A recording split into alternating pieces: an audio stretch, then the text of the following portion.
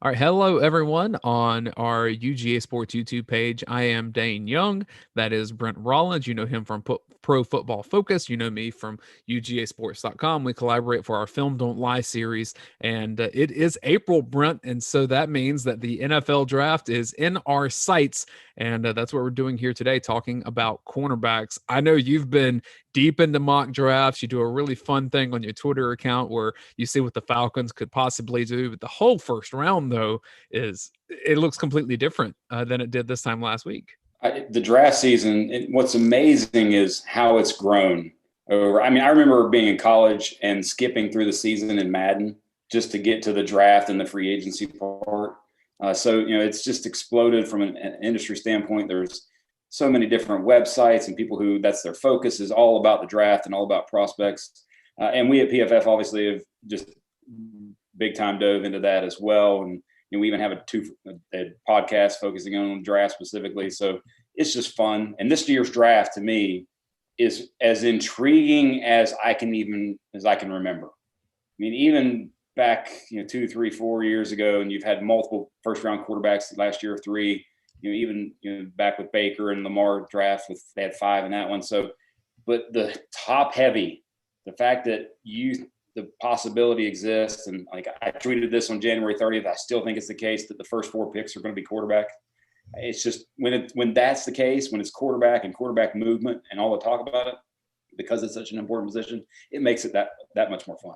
I was texting you earlier, so I'm just going to bring the conversation to our YouTube page so that our audience can hear it. I've been seeing and reading the buzz about Mac Jones possibly being the targeted player by the 49ers at number 3 overall, which just seems absurd to me. And it's not a knock on Mac Jones and his talent. It's just with such a loaded quarterback draft at the top, it would seem like a lot to give up to go get Mac Jones when, frankly, I think he or someone not too far below his caliber would have been available. So I'll pose this question to you. 49ers, what the hell? It seems more and more, obviously, like Urban Meyer didn't even go to Wilson's pro day. So they're clearly taking Lawrence at 1, as they should. I mean, I think he's the best sort of prospect, size, speed, arm, all the boxes that you can check since, Andrew Luck. So that's there. And I think the momentum is building towards Zach Wilson at 2. So 3, the 49ers moving up from 12 to 3, it's okay. You see quotes from, I think, even Daniel Jeremiah that we had on the podcast earlier in the offseason talking about it seems to be the league consensus that it's for Mac Jones, but I don't see it. I still think in the end, you take the bigger, better athlete, and that's Fields or Lance. And which one they prefer, I mean, I was listening to some sports radio yesterday. A great question posed is, when you think about it, if you're at 3 and and you've got those 2 guys who are both, big guys, physical, speed, arm talent all day long, what is it that you use to distinguish, hey, I like this one better than that one? Is it fit, scheme fit? Is it, personality, sort of, just characteristics, makeup, but by all intents, all purposes that we see, they're both like great kids and smart and all those kind of things. So what is it that you use for San Francisco to distinguish, hey, I want this guy? So that to me is going to be fascinating 3, but I think it is between Fields and Lance for that pick. I do think one thing that Georgia fans can take some solace in, and as we discuss cornerbacks in this episode of our UGA draft preview, we're going to get to some of this as well because of some of the matchups that they had. But when you start looking at the players that are really getting some buzz in the conversations for the draft, and this is beyond quarterbacks, but includes them too, it's guys that had success against Georgia or were primary causes why Georgia lost football games. When you're looking at Mac Jones and DeVonta Smith, and Jalen Waddle to an extent, but really it was DeVonta Smith multiple times against Georgia over the last 3 years. And when you look at Jamar Chase and the game that he had a couple of years ago, even J.C. Horn, who I think is getting a lot of buzz as a rising defensive back, and he's got the NFL pedigree for sure, but those cornerbacks under Will Muschamp did a great job against Georgia receivers. And so I think you're seeing that the teams that have had success against Georgia were led by players that are now about to get paid. Yes, and what do draft evaluators and NFL evaluators want to do as much as anything? They want to watch you go against guys who are also going to be NFL guys. So we're going to break down the cornerbacks here in a little bit and talk about Tyson Campbell, DJ Daniel, and Eric Stokes. And we're also going to look at how they performed against Ja'Marr Chase, Terrace Marshall, and Justin Jefferson in the LSU game, against Josh Palmer at Tennessee, against Anthony Schwartz and Seth Williams in Auburn, against Smith and Waddle in the Alabama game, against even Denzel Mims, if you go back to the bowl game, who was a first round pick. So or I think late first round, maybe even early second for him, but high pick in the draft for the receiver position. So they're going to watch tape specifically in terms of how you performed against those other NFL level athletes, just like people were watching Chase against, in that Georgia game, and even against when he plays against Surtain in Alabama. So that's what you see is you got NFL talent across the board, specifically in Georgia's secondary, and there's a lot of those guys that are going to be picked. So, evaluators are going to see how those guys performed against them. I think those 40 times for Kyle Pitts and Ja'Marr Chase made them top 10 locks and potentially sneaking into that fifth spot in the top five. If it's not five quarterbacks, if a team doesn't trade up to get a fifth quarterback up there, it's as loaded of a top 10 as I can remember. And maybe that's because it's so SEC heavy. And so we just see those guys like Pitts and Chase. To me, Pitts, Chase, Sewell, those three guys are the first three non-quarterback picks. And that's what's even more interesting about this draft is the lack of just high-end and true elite level first round type defensive talent. Like you might see where it might be 10, 11, 12 before a defensive player is picked. So that's very different from years past. Joe Henricks in the YouTube chat says that he believes the 49ers are going to go after Ja'Marr Chase. It'd be quite a haul to trade up for a receiver when that's not a position that typically a team like the 49ers especially, and the Steelers do this often. You can get talented guys that can do a lot of great things later in the draft. So, with the difference between a Ja'Marr Chase and an Elijah Moore be so much that you want to trade future capital, I just don't think that's the case. That was a quarterback trade. Yes. It's quarterback trade, and Kyle Shanahan knows quarterbacks. I think we can stop at that. We're here to talk about Georgia cornerbacks and guys that will be defending against those quarterbacks and those receivers. And we're both going to share our screens a couple of times here. So we'll just start alphabetically, although we're not going to stick alphabetically because there are two corners in this draft for Georgia that are going to get the most buzz. DJ Daniel is just not going to be drafted as high as Tyson Campbell or Eric Stokes. So that's not a slight to him. It's just the facts of where they're at. I think every NFL analyst, college analyst, they would tell you that. Georgia's playing time can tell you that. So I'll share my screen right now, and we'll just kind of give a quick intro, and then you can dive a little bit deeper. So let's start with Tyson Campbell, 6'1", 193 pounds, out of American Heritage High School in Plantation, Florida. Just an insane athlete. And really, I think the book on him has been about the same as when he arrived at Georgia. With that frame and that speed, he can do what you need him to do. And I think the NFL is saying the same thing, although I would say his production probably did not match his athleticism as a whole, and that tells you how athletic he is. 33 games played, 89 tackles, 1 interception. He did force 3 fumbles, including, he said on a video that the UGA Twitter account put out, that his most memorable play at Georgia was his freshman season, the strip and then return for a touchdown against Missouri. And we were going to talk about some of our favorite plays, and then I saw that and I said, man, he's doing our work for us. Tyson Campbell, 40 time of a 4.37, and obviously that varies in the sources with the stopwatches there, but that was from UGA's Twitter account. Brent, as a whole, Tyson Campbell seems like a guy that any NFL team would covet, at least athletically. That's the key is, and what's most interesting to me about this cornerback class is, like, you just go down through it 10, 15, 20 deep of 6 foot, 6'1", 185, 195, 200 pounds that can just flat out run. So what's going to distinguish guys that elevate, in terms of their draft stock, and what's going to put, their Surtain and Horn in the top 15 versus Campbell, Stokes, others being in the 40, 50, 60s range, who knows, is production. And it's, how much are you, sort of the ball skills, you hear that talk about a lot. And that's one thing that we just didn't see a lot of from Campbell at UGA. But in terms of just sheer size, speed, I mean, he was a 10.5, 10.6, or better, I think 100 guy in high school. And that is even us. Like if you look at the PFF draft board, he's I think 66th overall on the big board for us. And now, granted, we put a lot of other factors into it, but he's the 8th cornerback on our rankings. And a lot of that is the potential as opposed to the production part. Right at 1,500 snaps.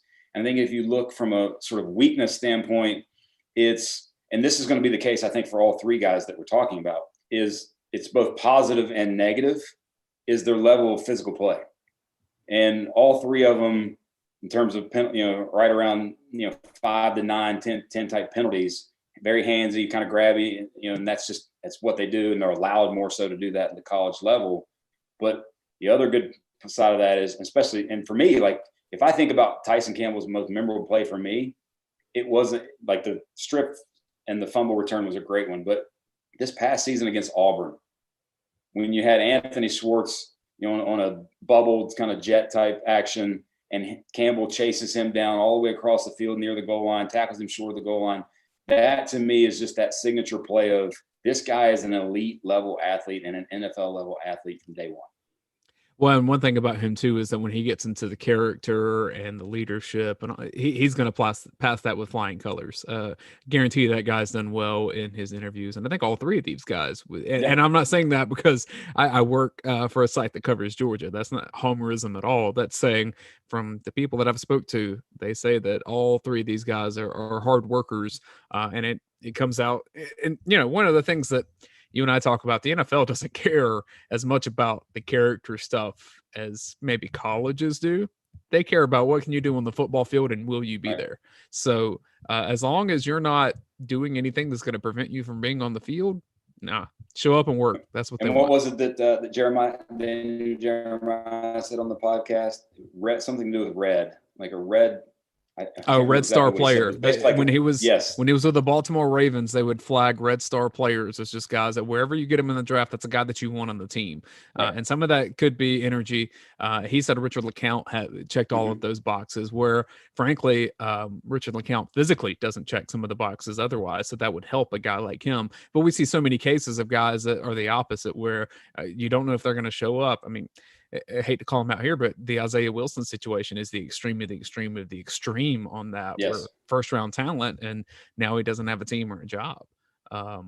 So so Campbell, I think, also checks that sort of a plus character box, and we've heard so many of those good things. But when you look at that, so you combine elite athleticism, plus character, work ethic, all those kind of things with production. His career overall grade 83.3, his career coverage grade 81.9. So there's high level production there. Now, one of the things I think that might push him slightly down, it's not like he tore a knee up or anything, but he's always, nagging like hamstring and other little injuries that have, shortened a lot of his second sophomore season, in and out of the lineup at various points because of injury.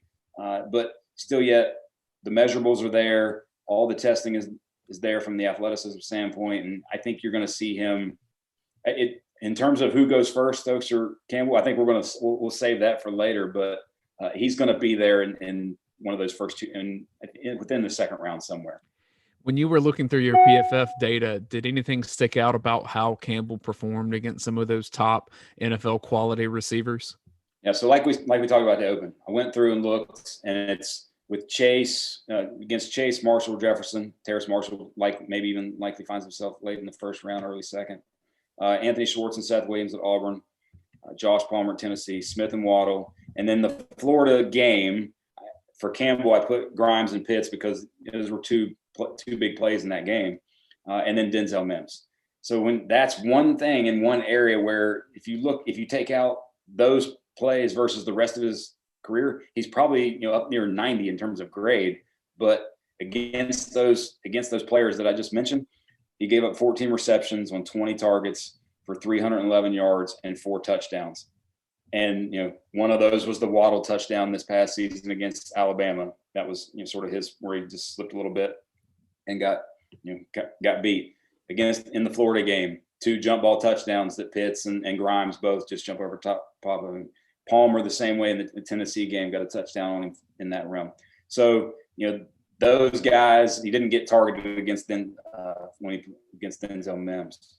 So against those elite level players, he's had a little bit. It's one of those where it wasn't like he just wasn't there and he was completely torched. It was just plays on the ball at the catch point. The other guys made him, and he didn't. It's one reason why tackles is not a really good stat to measure cornerbacks specifically, because if a player has a low number of tackles, it probably means that they weren't targeted very much, which means they were doing their job. It's a lot like offensive line in some ways. Missed tackles, definitely. Yeah. And what's amazing when all 3 of these players, and this is one of the things that to me, every NFL team is going to look at and be like, all right, that guy can go tackle. Every single one of them, all physical in the run game. And between the 3 of them, their entire careers, 11 missed tackles. And, we're talking almost 3,500, 3,800 snaps between the 3 of them. 11 missed tackles, all high tackling grades. Very, very good in that department. It speaks well of Georgia's defense. I'm going to share my screen again if you're watching on YouTube and just show you. I collected 3 different mock drafts. So Daniel Jeremiah gave us his. If you scroll back in this podcast feed or YouTube feed, you'll see my conversation. It was mainly Jim Donna's conversation with Daniel Jeremiah. I was helping facilitate and run a Zoom, but Daniel was awesome, and we enjoyed doing that. So we've got his grades on here. We've also got Todd McShay from ESPN, and then NFL.com is also on here. And for Tyson Campbell, they all said second-round pick, and I think that's probably pretty accurate for him. I think that's also a really good landing spot because that gives him a really good runway to get that second contract, and that's what players always say is you got to get the second contract because that's where the money is. Yeah, in our mock draft simulators, we've added a thing, average draft position. So all the mocks that people are doing on our website, PFF, his average draft position is 59.2. So right around that lower middle to late second round, and I think that's where he ends up. I actually think that and I'll go ahead and say it. I think Stokes gets picked before him, because of the consistency of high level play and some of the things that we've seen from him as opposed to Campbell. But still, you go in the first couple rounds. And what's going to be interesting for all 3 of these players is the depth at receiver, the depth at corner, because there's such depth at the positions. A team at 40 might say, all right, I'm going to take this, offensive tackle here because I feel good about getting a corner in round 3. I don't have my grades on my corners aren't that different. These 5 guys are here. One of them is going to be there at my 3rd round pick. So I'm going to go ahead and take the best offensive tackle or D lineman or edge guy here. And I think because of the depth of the positions, it might push both of or all 3 of them down just a little bit. In a game that I play with my friends that I'll text sometimes, and this is a bit jokey, so don't take this part too seriously and think this is some crazy analysis. But like this guy kind of feels like a blank. So like then you insert the team there. So like obviously there are stereotypes in the NFL. You can pick out the guys that are going to be Ravens for 10 years and just be on that defense forever because that's what they do. You can pick out the guys that run really fast and be like, oh yeah, that's a Raider. So Tyson Campbell to me, I think about he kind of feels like an Indianapolis Colt. I don't really, I don't know why per se, but maybe it's on turf. He'll be a little bit faster. Pretty stable franchise. Tyson Campbell feels like a Colt. So I also think Seahawks.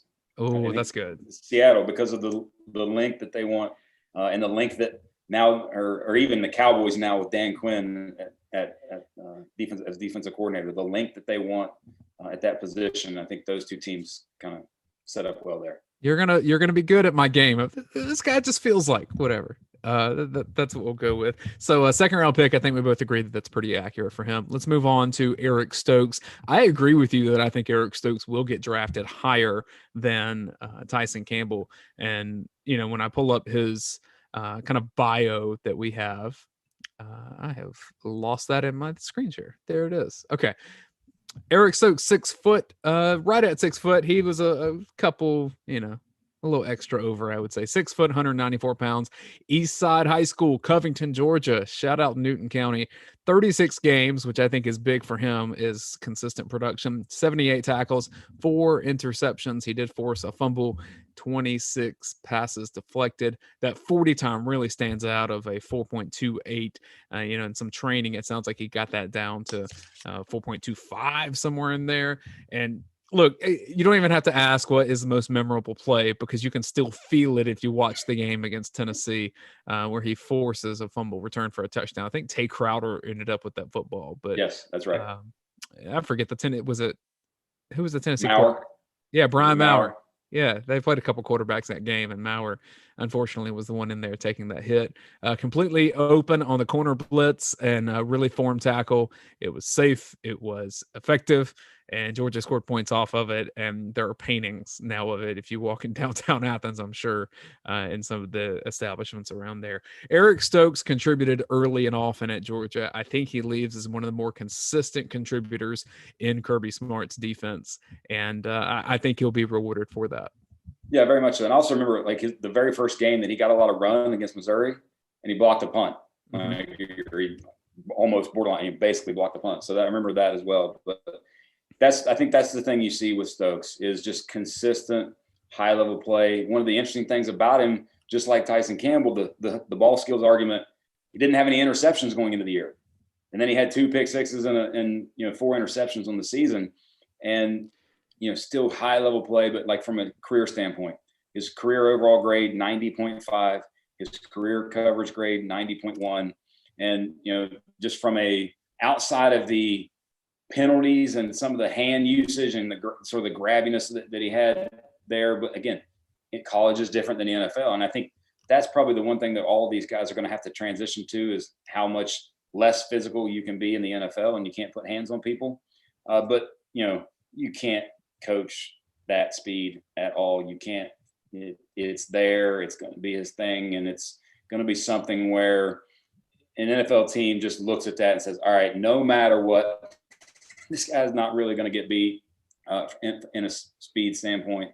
And the other thing that I think both Campbell and Stokes and even Daniel, just because of how Georgia plays their defense, value in press coverage, and very much a lot of experience in press coverage. So in Stokes' career in press coverage, only allowed 49.5% completion, 500 yards on 105 targets. So very much adept at playing in press coverage. So I think that's going to find him, and just that level of consistency, health, all that goes through that. I think that finds him. And even like if you look at our rankings, he's 73rd on our overall board, 11th in the cornerbacks. I think he's going to go 4 or 5 spots higher than what we have him ranked, just because of the factors that we discussed. Early in his career, one of the things that I marveled at was that Eric Stokes could cover so closely and not draw pass interference penalties. Now, that did not remain as consistent. Now, as a whole, he was still really good in that category, but he was almost legendary early on and not drawing penalties when the ball would be thrown his way. Over time, I guess you regress to the mean some. It's actually one thing Tyson Campbell struggled with too. And you were saying that physical play is something that is going to be required of these guys. But the ability to do that without drawing the penalty is massive in the NFL. And he got some bad luck even, and there's when you're always a handsy, being physical at the cornerback position, there's always they could call it here, they didn't. They could call it here, they did, kind of thing. And unfortunately for Georgia, they called it in the absolute worst possible scenario on 3rd and 9 that led to, I think, a field goal at least, or led to a touchdown on the next play, the one in the end zone against Devonta Smith. But, those kind of things, it's just going to adapting to the NFL game. I think the one thing that when you look at between the two players, Campbell and Stokes, that you just see a little more natural hip movement and hip turn and, opening up the hips to be able to run with guys from Campbell. And I think that's the reason probably in our rankings that you see him higher. But I think to me, the consistency, being there, always being there, health part, not having those kind of nagging things that the other guy had, I think that's what pushes him for me above Campbell in this situation. How was Stokes in his matchups against some of those best receivers that we were talking about? A lot better. A lot better. When you Now against, let's see, he had at least 2 targets against all the ones that we looked at. So that's the LSU trio, that's the Auburn duo, then Palmer, Devontae Smith, Waddle. Against Florida, I just sort of lumped the Florida game in together as one. He didn't actually wasn't on Pitts at all, and then Denzel Mims. So against those guys combined, 12 receptions allowed on 22 targets, only 138 yards. Now 3 touchdowns he did give up, but and 1 pass breakup, but still a lot better performance overall than his counterpart. In a matchup league, I mean, these scouts know that. They see that. And I'm sure it's one thing the Georgia coaches say is that we felt comfortable leaving him one-on-one against good receivers. Yeah, very much so. And what was amazing, like when the one big game that he missed, like he went out early in the Notre Dame game, the home Notre Dame game 2 years ago. And it took Notre Dame till like the fourth quarter realize, oh, he's not there. Let's go attack the guy that played much of the snaps for him. So let's look at where mock drafts have Eric Stokes going. It's a bit all over the board. Daniel Jeremiah had him locked in as a second-round pick, just like Tyson Campbell. I think that's probably the consensus based on what I've seen, but Todd McShay had him falling to early 3rd round in his latest ESPN draft, and then NFL.com had him rising up to a first-round pick. I think that had him going to the Saints, which would probably be a decent fit for them based on some of their losses financially and free agency. So I think anywhere in the first, if he gets to the 3rd round, someone's got an absolute steal on their hands, and they better hop on it. I think he's a late 1st round guy, frankly. And like for us, his average in the mock simulator, his average draft position was 78th. So, definitely in the 3rd round there. But I think he's in the battle to be the 4th corner. And what's the wild card there is Caleb Farley from Virginia Tech, because I think consensus you have Surtain, Horn, and then the Newsom kid from Northwestern as kind of top 3 guys on most boards, most everything that you see. But Farley now with the back and having this second back issue throws a big wrench into things, because he was looked at kind of a number 1 type guy. But now how far does he slip? And then I think when you get to the top of the 2nd round, and then it becomes like scheme fit, because you've got, to me, it's between Stokes, Asante Samuel Jr., who Stokes is a little bigger, but doesn't have the ball skill production that Samuel does. And then you've got Elijah Molden from University of Washington, who's more slot corner safety type, but more slot corner guy than outside guy. So if someone values Stokes and values the outside corner more early in that 2nd round, I think he becomes, and if Farley falls, that's the key. If Farley's health to the point where he falls and moves to a mid to late 2nd round guy because of the health part, I think he can sneak in there and become that 4th corner taken, which don't right discount at the top of the 2nd round. Don't discount the NFL pedigrees on a couple of those guys too. I know Surtain just on his talent, but obviously, I mean, he grew up in the NFL essentially. Same thing with Asante Samuel. One thing that we probably should have mentioned with Tyson Campbell, he played in the same defense with Patrick Surtain Jr. in high school. That's amazing. That poor division that had to throw against those 2 guys. I'm assuming they just ran the ball a lot. Whoever played them lost a lot. I think they won the state title that year, by the way. I'm almost certain they did. They win the state title frequently, from Yes. what I understand, with South Florida football. Stokes and Campbell, great players for Georgia for a long time. Probably consensus, if you just combine everything that's out there, would say 2nd round for both of them. I just think that Stokes may have a bit more of a window to rise up higher if things get a little squirrely in front of him, and I think that's exactly what you're seeing too. DJ Daniel is Georgia's 3rd cornerback in this draft cycle. And, it's a bit of a weird situation for Daniel because he did not play a whole lot this last season because of injury. 6 foot, 185 pounds. He may be a little bit heavier at this point. That was the latest that I found. Spalding High School in Griffin, Georgia, came to Georgia by way of Georgia Military College as a transfer. Played in 21 games, mostly in the 2019 season. 51 tackles, 9 passes deflected. 40 time is slower than the other 2 guys, 4.46. Still checks the box. Checks the box. He's fast enough. fast enough to run as far as you need to with these other guys. He's just not going to have some of that like flashy workout kind of things. In terms of mock drafts, most people have him going late in the draft, and so you're just not going to see a whole lot of reputable mock drafts that go, in that 5th, 7th round range. Right. That's where Daniel Jeremiah had him, is somewhere in the between the 5th and 7th round. And frankly, once you're getting to that point, if you're in the 7th round, I hear a lot of people say you'd rather be a free agent anyway, so you can kind of choose your opportunity. Yep. Overall, from DJ Daniel, what play or plays come to mind when you think about his tenure at Georgia? Unfortunately for me, a couple of them where he got beat deep but didn't give up touchdowns, but I think the most thing that I remember from him is his ability to be physical in like the bubble screen and run game, always keeping great leverage and being physical with receivers, never sort of pushed off his spot in any way in that way. But I think we need to go back and look at 2019, obviously, because that's where he played the majority of the snaps. And that's also when he had what I think was his most memorable play, which he played a big part in helping Georgia secure the win in the final play against Notre Dame in the night game in Athens. Very much so. That final play, he was right there involved to make sure that pass was broken up. Ian Book's pass. I forget who it was to, but still, that was when I think about the best thing that DJ Daniel did, that was at least his moment in the sun. Yeah, and he played great in that game specifically.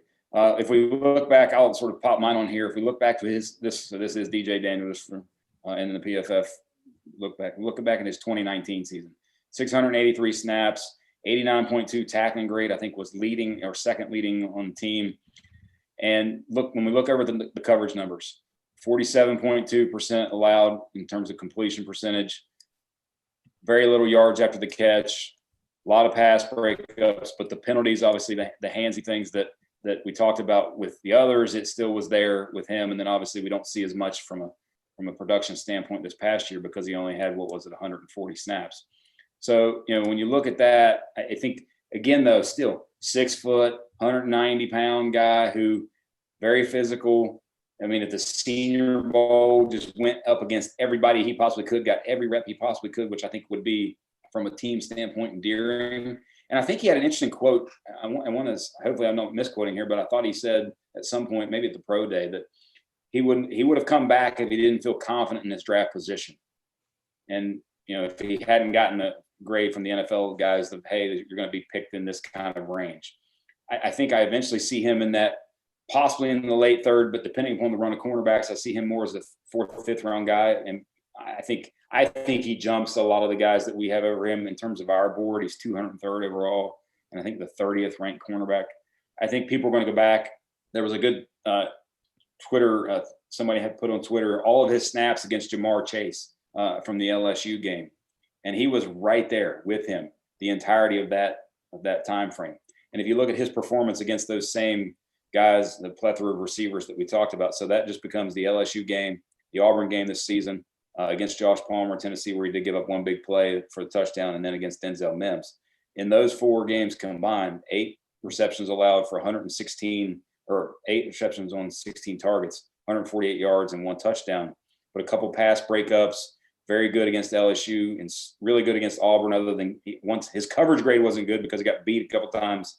I know Schwartz beat him once and just got overthrown by Nix, but I think you're not going to go wrong taking him in the 4th round as a guy that you can put in that's going to be physical, that's ready. Again, same thing. Played a lot of press man coverage and played against big time competition. DJ Daniel kind of feels like a Dallas Cowboy to me. I mean, that's it. See, that's the reaction I try to get in this game. I succeeded in my goal. I feel very. I would almost say very Cleveland Brownie to me. Oh. And the reason I say this because I've seen them recently get into that. They take Greedy Williams and some other guys that have that same size, speed kind of combo. So, yeah, I didn't give you my Eric Stokes feels like. I feel good about this one. Okay. Los Angeles Chargers. I can see that. That's a very good one, actually. Yeah, I won you over. I could also see him as a Jaguar. I could see, Urban as a guy who Urban Meyer now the coach for the Jaguars loves him some speed, and even the Raiders. The Raiders, obviously, anybody who's really really fast, you associate a lot of times with the Raiders. But I think he could be a Jaguar is one I could see him being, especially at the top of round 2. In terms of DJ Daniel, I think Georgia's got a cluster of guys that could go in that anywhere from 4th to 6th round range. And Yep. it's all going to depend on team fit. And then if there's a run on a certain position, maybe teams reach a little bit, or opposite. If there are a run on positions away from that, maybe the depth just hangs out there longer, because we're going to talk about these guys in subsequent weeks. But I think the same thing could be the case for a Ben Cleveland, a Trey McKitty, who did the same thing with DJ Daniel and performed well at the Senior Bowl. Richard LeCounte could fall down toward that range. But at the same time, some of these guys, there's going to be 1 or 2 guys that don't get drafted from this group at Georgia, and it's going to surprise a lot of us. But there are a lot of good football players, and they come from a lot of different places. The other thing, too, is it's really hard to evaluate based on last season. And so some guys are going to take some flyers based on what they've seen in combines and pro days. Yeah, it's a draft season unlike any other with no combine. I mean, last year the teams couldn't meet with players and do all that stuff, but the combine happened. So you at least had that, and you got sort of some semblances of pro days later, but it's still a very intriguing draft season. I think one of the things that at least guys that, SEC type, all the SEC players have, hey, I got 9 or 10 games against all SEC competition. Go watch this past season on my tape. Like even Daniel played decently well when he was able to play this past season, to the point where, when all 3 were healthy, there was at one point when all 3 were truly healthy, that there was a rotation where it'd be Campbell, Stokes to start, and then a couple series in, Daniel and Stokes for a while, and then Campbell, Daniel for a while. So the coaches felt confident enough to fully rotate. So I'm going to put you on the spot. What round for Daniel? I think he goes early 4th round. At worst, I think middle of the 4th round. So Georgia, based on your predictions, would have 2 second-round corners and 1 fourth-round corner. That's pretty good. I mean, that's really good for one position on a team. Yes, and we still got two secondary guys that we can talk about next week. Yeah, we'll do that. We'll talk about some interior defenders on the back end. I do want to give you a minute or two to discuss Atlanta Falcons and what you think they might do, because one of my favorite things about your Twitter feed are your PFF Friday Falcon mock, where I like to see where your head is at. And I know sometimes you just think, oh, that might be cool. Let me experiment with this. But I mean, now the Falcons are in a very prime position to really shake up what can happen in the first round. They are on some very, when it's all location in real estate, they are in some very good real estate right now. If they want to do, if they want one of the top 4 quarterbacks, and it's Fields, it's Lawrence, Wilson, Fields, and they want to take Trey Lance as a developmental guy who is going to sit behind Ryan for at least a year or 2. I think they fully aware to do that, because they're not, to me, the elevation in coaching that they're going to get over this season and then next is going to put them in the, now we got the weird 17-game schedule, but put them in the 9 or 10 win category at minimum, because of that elevation and the talent that they have already. You're not going to get that opportunity to be at this high in the draft to pick quarterback again, I think, for a while. So that'll be intriguing. It basically comes down to me, if they want to go quarterback, take the guy they like that's there at 4. If they like one of those 4 guys, and especially from their evaluations for future quarterbacks, and then even other quarterbacks in the draft, or you move down. Now, who you move down with becomes quite interesting, because we know Carolina's probably looking to move up. Denver is a possible move up type team. And it's hard with Carolina, because the Falcons, do you want to give someone a young quarterback in your division? Exactly. That's like, you better take everything from them, I think, if you move back with them specifically. But to me, I will say every mock draft that I do, and if I move back to a place where I would like to be able to still get Kyle Pitts. Because to me, he's the one player, and if they just sit pat and select a player at 4 that is not a quarterback, he's the only one I would take. I look at the division, and A lot of my family are Saints fans, so I'll just be like very upfront with that. So I know a bit more about that. The Saints' trajectory is not good right now. They have a lot of money issues. They're replacing Drew Brees. It's probably going to look like that's Jameis Winston / Taysom Hill. That's not going to be a team that does a whole lot, especially in the short term. So when I look at the division, let's say like a 3 or 4 year window, I mean, Tom Brady might play forever. We'll see. Maybe he does for Tampa. But Carolina is searching for their quarterback solution. New Orleans will be searching for their quarterback solution. In the long term, Tampa will have to do so as well. That puts the Falcons in a spot where they can get an early advantage on what that post Matt Ryan era looks like. And if they get a player that solidifies that spot, I think the Falcons will be in a prime spot to control the division in the foreseeable future. And like you said, if you don't get a high enough pick to do that, especially in a draft where quarterbacks aren't quite, I mean, if you look at next year's quarterback class, from what we know now, it's not going to be as good next year. Maybe the following year it picks back up, but this is, it seems like a pretty legendary quarterback draft. Yeah. And what's interesting is because of who your coach is now. And I was talking to Paul recently about, sort of draft type stuff. And his comp for Trey Lance was Ryan Tannehill, who Arthur Smith just coached, extremely athletic guy. Tannehill was a receiver, but, partly quarterback, receiver kind of guy, and then eventually settled at quarterback and got picked high, but very athletic, size, speed, very similar, that kind of traits. And then now you've got the guy who coached Tannehill and has made him, a top 3 ranked quarterback, at least from PFF grades over the past few years. That one to me, if you're going to sit there and take QB, because I think Fields goes 3, I just think there's too much good. People were nitpicking way too much on him. There's too much talent, too much everything for him not to be one of the top 2 to 3 guys. My argument then would be, if you're going to go into what worked for Arthur Smith with the Titans, is you got to solidify that running back spot. And there aren't Derrick Henrys out there, but Najee Harris is pretty special. So if somehow the Falcons traded back and wound up with him, that'd probably be a pretty good fit, I would say. And it'll be interesting to see, because there's a lot of Falcons fans who are heavily coveting Najee at that top of the second round pick that they have. So it'll be interesting to see how all that breaks down. I'm just excited. I love the draft. It's especially when the team that you're close to is picking so high and such a quarterback heavy draft. It just makes for way more fun.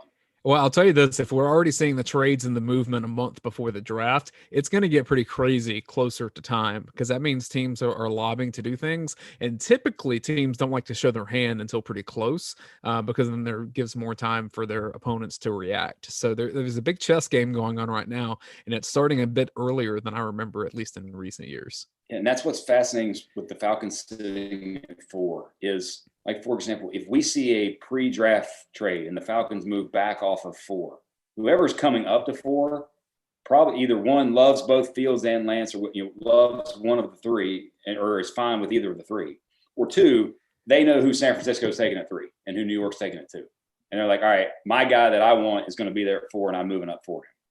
The other thing that's happening is when everyone's saying that Mac Jones is getting a lot of love in San Francisco, if everyone's saying that, that means someone's wanting them to say that. That's how these stories kind of get planted sometimes. So if you want to read, what, 20% truth, maybe?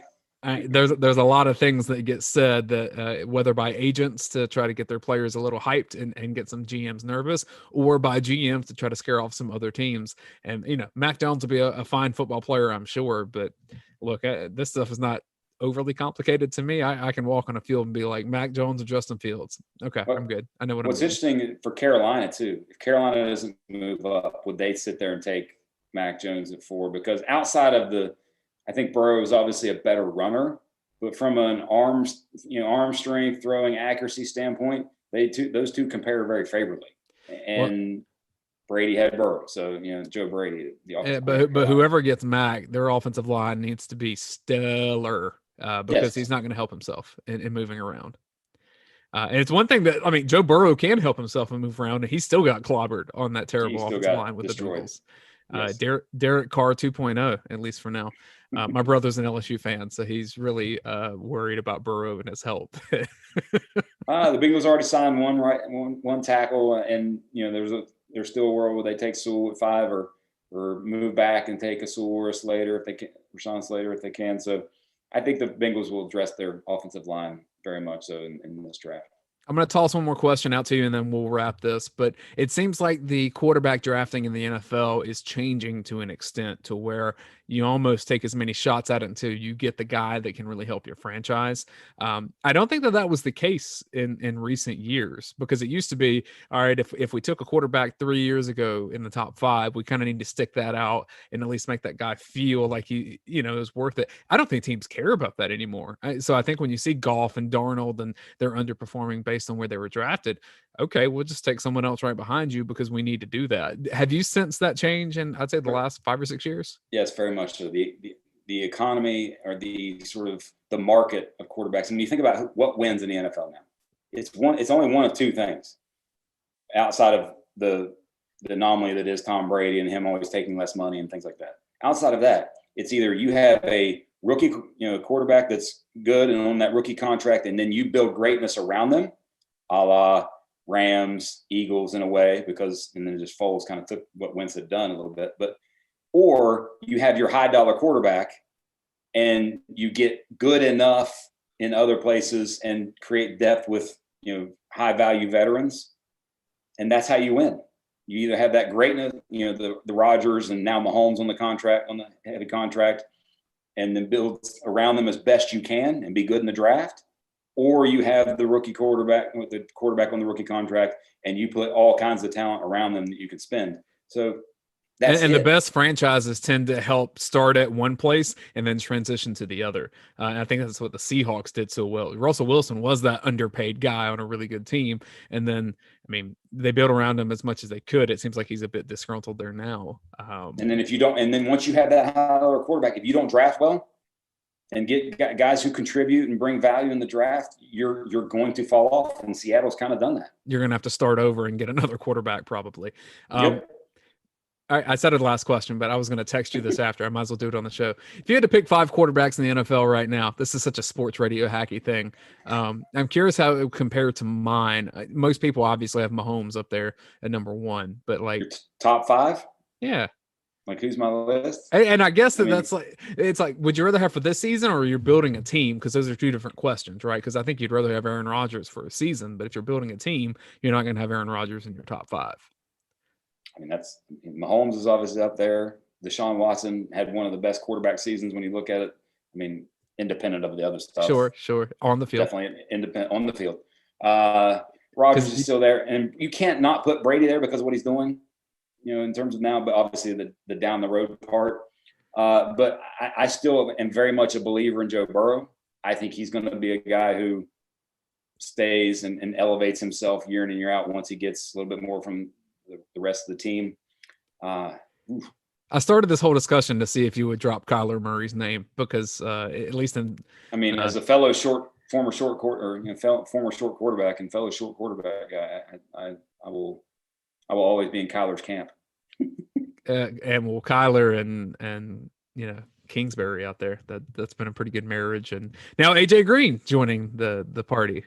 JJ Watt and a lot of former guys. And if you want to talk about a former Georgia killer, Andy Isabella from UMass is still out there running around. All right, we've probably gone on too long. We were talking about cornerbacks for most of this, but then we droned on as 2 guys that like sports do. Thanks for watching this. Thanks for listening. We will have another one of these next week. No, you're out next week. Is that correct? Possibly. We'll see. More than at likely, some point, yes. It's spring break. Who knows? We'll see. But it's a maybe. We might be able to work something out. Family stuff comes first. At some point, even if we have to double up, we'll get to interior defenders, and that even goes further into the secondary as well, and then flip over to offense. We'll make sure we touch on every draft-eligible player from Georgia on this YouTube channel and podcast feed. Brent, if people want to see more of your content and your Falcons Friday mocks, where can they follow you on Twitter? At PFF_Brent. That's really easy. If you want to follow me at Dane Young, it's just my name, DAYNEYOUNG. We are here on behalf of UGAsports.com.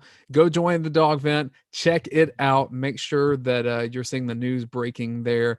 UGAsports.com broke the news about the injury of Jermaine Burton, and then also the update that Jermaine Burton is going to be fine, but just have a spring football that's disrupted by a hyperextended knee. So go check out everything we're doing over at ugasports.com. And thanks for watching along with us. We will see you next time.